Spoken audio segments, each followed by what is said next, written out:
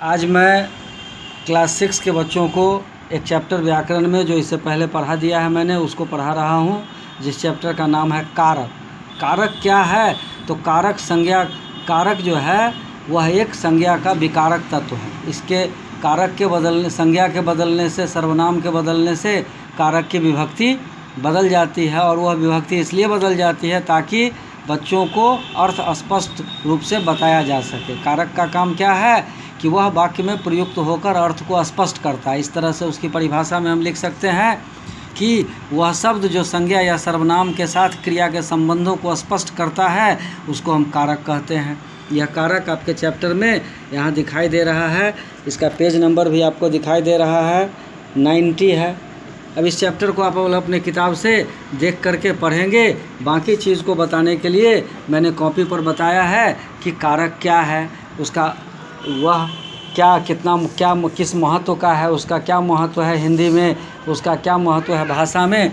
तो मैं इस चैप्टर के को पूरी तरह से कॉपी पर लिख के भेज रहा हूँ वह व्हाट्सएप के यूट्यूब चैनल पर। अब आप इसको अपने मोबाइल से स्क्रीनशॉट करके बढ़िया से देख लेंगे और फिर आप इसको पढ़ेंगे ताकि आपके समझ में आ जाए।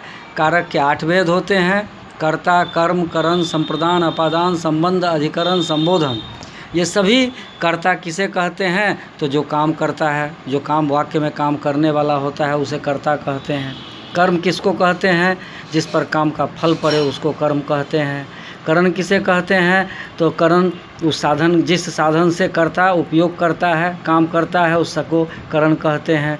संप्रदान किसे कहते हैं? जिसके लिए कर्ता काम करता है उसको संप्रदान कहते हैं।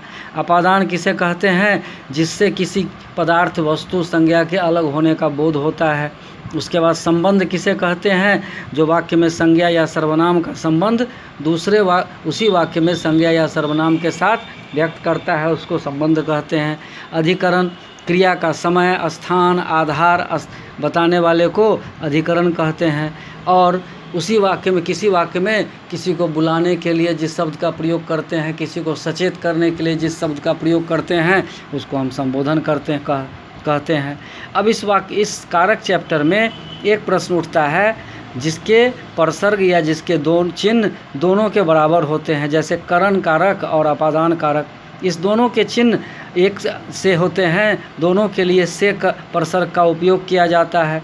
ये से परसर्ग, तो करण का से परसर्ग जो है वह किसी वस्तु के साथ के लिए उपयोग किया जाता है, और अपादान कारक का जो से परसर्ग है वह किसी को अलग करने के लिए इसका उपयोग किया जाता है।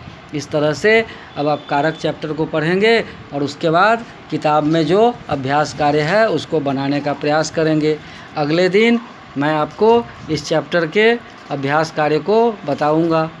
इससे पहले आप इस चैप्टर के एक्सरसाइज 9 संज्ञा के विकारक तत्व इस चैप्टर को बनाइए। कोई परेशानी होगी तो आप अगले दिन यूट्यूब चैनल खोल करके देखेंगे।